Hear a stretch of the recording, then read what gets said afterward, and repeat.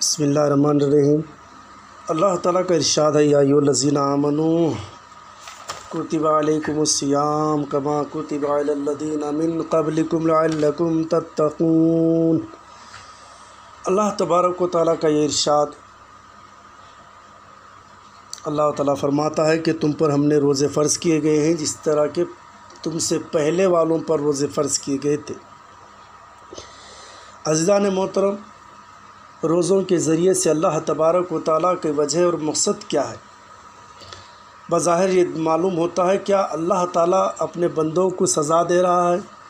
بھوکے پیاسے رکھ کر کیا اللہ کو خوشی ملتی ہوگی؟ کیا اللہ اس سے خوش ہوتے ہوں گے؟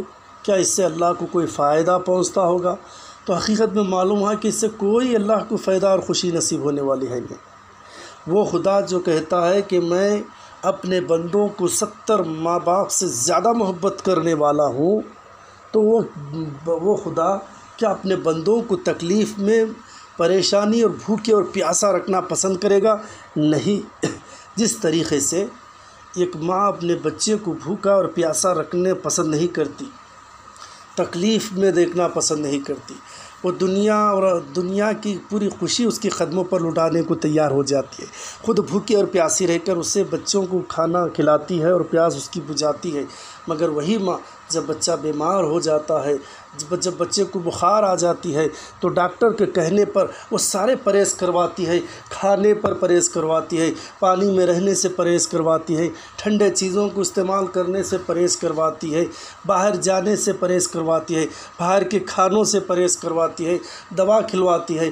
ڈاکٹر کہتا ہے کہ انجیکشن لگوانا ہوگا، اس کے ذریعے سے اس کی بخار میں کمی واقع ہوگی۔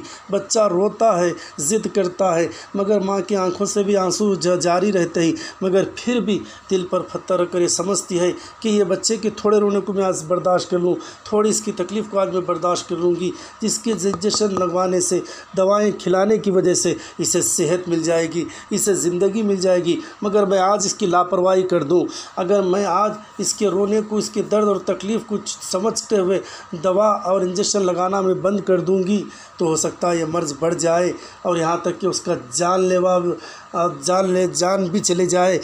یہ سمجھتی ہے کہ میں کیسا ہرگز برداشت نہیں کروں گی کہ جس کے ذریعے سے میرے بچے کی جان چلی جائے۔ میں چاہتی ہوں کہ میرے بچے کی صحت بنے اور اس کی صحت ہمیشہ رہے، اور اس کے لیے مجھے جو بھی تکلیف دینا پڑے میں وہ کرنے کے لیے تیار ہوں۔ ایک ماں کا جب یہ عالم ہے تو کیا 70 ماں باپ سے بڑھ کر محبت کرنے والا بندہ خدا تعالیٰ جو ہے اپنے بندے کو اسی طرح ضائع کر دے گا، بھوکا پیاسا رکھے گا؟ نہیں۔ اللہ تعالیٰ بھی کہتا ہے لعلکم تتقون، ان روزوں کے ذریعے سے تاکہ تم پرہیزگار بن جاؤ، تم متقی بن جاؤ، تم تقوی والے بن جاؤ۔ یہی روزے کا فلسفہ ہے، یہی حکمت خداوندی ہے، وہ یہ ہے کہ انسان کے اندر تقوی اور پرہیزگاری پیدا ہو جائے۔ ایک صحابی نے پوچھا کسی صحابی سے کہ تقوی کیا ہے؟ فرمایا کبھی خاردار راستے سے گزرے ہو؟ کہا کئی دفعہ گزرا ہوں۔ کیسے گزرتے ہو؟ کہا حضرت بڑا بچا کر سمٹاتے کر کے، یعنی اپنے دامن کو الجھائے بغیر وہاں سے میں گزرتا ہوں۔ فرمایا اسی کا نام تقوی ہے۔ اے انسان، تو ایسے سنبھل کر زندگی گزارا کر کہ تیرا دامن کسی گناہ میں آلودہ نہ ہو جائے، اسی کو تقوی اور پرہیزگاری کہتے ہیں۔ روزہ صرف بھوکا پیاسا رہنے کا نام نہیں ہے، یعنی صرف کھانے اور پینے کا ہی نام روزہ نہیں ہوتا۔ روزہ پورے لوازمات کے ساتھ، اس کی ادائیگی کے ساتھ، اس کی ارکان کے ساتھ رکھنا ہے۔ مثال کے طور پر آنکھ کا بھی روزہ ہوتا ہے، زبان کا روزہ ہوتا ہے، کان کا روزہ ہوتا ہے، دل و دماغ کا روزہ ہوتا ہے۔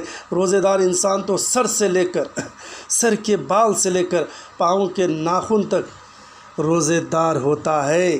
یہ ہے حقیقت روزہ۔ اس کے ذریعے سے ہمارے اندر تقوی پیدا ہوتا ہے۔ یاد رکھیے، روزے کا کمال جس کو نصیب ہو جاتا ہے، جب انسان سارے کا سارا روزے دار ہو جائے، تو اللہ تعالیٰ ارشاد فرماتے ہیں کہ ایسے روزے دار یہی جو ہے متقی اور پرہیزگار اور یہ مقصد روزے کو حاصل کرنے والے ہیں، ورنہ اللہ کے نبی صلی اللہ علیہ وسلم ارشاد فرماتے ہیں کہ اتنے روزے دار ایسے ہوتے ہیں جس کو روزے میں بھوکا اور پیاسا رہنے کے سوا کچھ نصیب نہیں ہوتا۔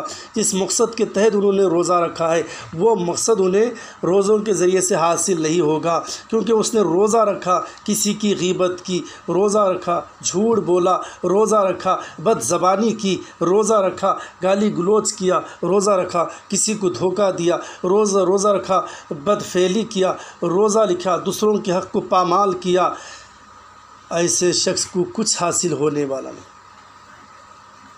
جو روزہ رکھ کر کسی کو ضر پہنچائے، کسی کو نقصان پہنچائے، اسی لیے کہا گیا کہ آنکھ کا روزہ، زبان کا روزہ، اس کی حمد ذکر و اذکار میں زبان کو لگائے، ہمیشہ قرآن تلاوت کو آنکھ سے دیکھنے اور اچھائی چیزوں کو دیکھنے کی کوشش کرے، قدم نیکی کی طرف بڑھے، خیراتوں کے صدقات کی طرف قدم آگے بڑھائے، اور اسی طریقے سے تمام اعضاء کو اللہ کے حکم کے تابع کر دینے کا نام روزہ ہے۔ ورنہ روزہ بظاہر رکھ لینے کے بعد سارے گناہ ہم کرتے چلے تو کچھ اس سے حاصل ہونے والا نہیں۔ اللہ تعالیٰ بھی چاہتا ہے کہ سارے پرہیزگاریوں کے ذریعے سے، سارے لوازمات کے ساتھ تم اگر روزہ رکھو گے تم متقی بن جاؤ گے، اور میری نظر میں متقی بڑا معزز ہے اور بڑا مقام رکھنے والا ہے، اور اللہ تعالیٰ کے نظر میں وہ محبوب بندہ بن جاتا ہے۔ یہ ہے روزے کا اصل مقصد۔ اور اس کے بھوک کے ذریعے سے بھی عزیزان محترم، بھوک کے ذریعے سے اس کا فائدہ یہ بھی ہوتا ہے انسان کی روحانی ترقی نصیب ہوتی ہے۔ انسان دراصل دو چیزوں سے مرکب ہے، ایک روح اور دوسرا جسم۔ روح ملکوتی صفات کی حامل ہے، اس کی غذا عالم عمرہ کے انوارات و تجلیات ہے۔ جسم حیوانی صفات کا حامل ہے، اس کی غذا زمین کی مادی اشیاء ہے۔ روزے کا مقصد یہی ہے کہ نفس کو بھوکا رکھا جائے تاکہ اس کی حیوانیت ختم ہو، روح کو قوت ملے۔ جب روح کو قوت ملتی ہے تو اس سے اس کا دل میں خود بخود رقت اور نرمی پیدا ہو جاتی ہے، اس میں فکر آخرت، عبادت کا ذوق و شوق بڑھتا ہے۔ تلاوت قرآن پاک اور ذکر و اذکار کی کثرت کی وجہ سے اس پر انوارات و تجلیات کا جو ہے نزول ہونے لگتا ہے، اس کی روحانی ترقی میں مزید اضافہ ہوتا ہے۔ اس سے اللہ تعالیٰ کی معرفت اور اللہ تعالیٰ کا قرب حاصل ہوتا ہے۔ تو روزے مومنین پر اس لیے فرض کیے گئے تاکہ ان کی روحانیت میں اضافہ ہو اور اللہ کا قرب حاصل کرنے کا ذریعہ بنے۔ تو یہ ہے وہ اصل اسباب جس کے ذریعے سے اللہ نے ہم پر روزے فرض کیے ہیں۔ اس میں ہمارا فائدہ ہے، اللہ کا کوئی فائدہ نہیں۔ اللہ تو چاہتا ہے کہ بندے اس کے گناہ سے، بد فعلی، بے حیائیوں سے اور شیطان کے شکنجے سے ہمیشہ اپنے آپ کو بچاتے ہوئے صحیح راستے پر چل کر دنیا اور آخرت میں وہ کامیابی حاصل کرے۔ یہ تو اللہ کا مقصد ہے عزیزان وہ۔ اسی لیے روزہ رکھے تو پورے لوازمات کے ساتھ ہم انشاءاللہ رکھنے کی کوشش کریں۔ ہر اعضاء کو اپنے ہم گناہوں سے محفوظ رکھ لیں گے، سمجھ لیجئے کہ ہمارا روزہ کامیاب اور کامران ہوگا۔ ورنہ روزے رکھ کر بھی اگر ہم وہ سارے گناہ کریں جس سے اللہ نے ہم نے روکنے کا حکم دیا ہے تو کچھ بھی بھوک کے اور پیاس کے سوا اور کچھ بھی ہمیں ملنے والا نہیں۔ تو وہ اللہ جو 70 ماں باپ سے زیادہ محبت کرنے والا وہ خدا اپنے بندوں کی ترقی کے لیے، اس کی کامیابی کے لیے اللہ تبارک و تعالیٰ نے یہ ہم پر روزوں کو فرض کیا ہے۔